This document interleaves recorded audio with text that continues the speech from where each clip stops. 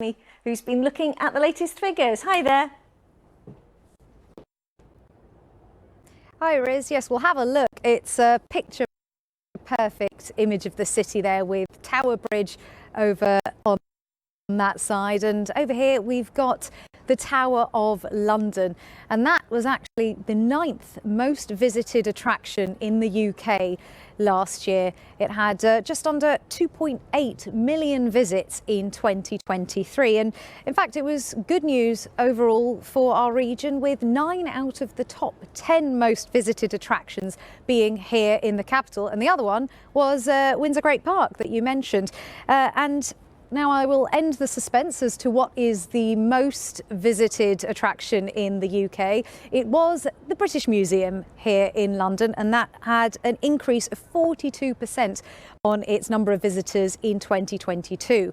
The second most visited attraction, the Natural History Museum, actually saw its best ever year last year, and it was an increase of 22% on its number of visitors the year before. And visits were actually up overall across not just London but across the UK as well.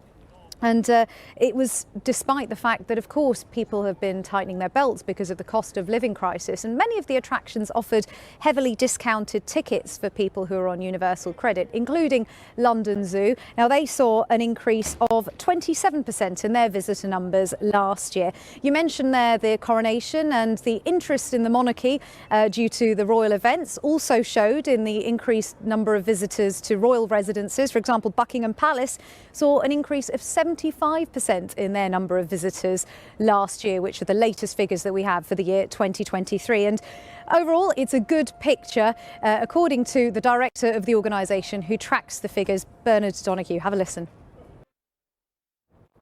Now, that monarchy magic mentioned there wasn't a factor in all the visits of the people I spoke to while I was here who came to visit. However, it was a factor in the Americans that I spoke to. And just an interesting statistic, £1 out of every 5 spent by visitors from overseas is spent by Americans. Have a listen to what these said.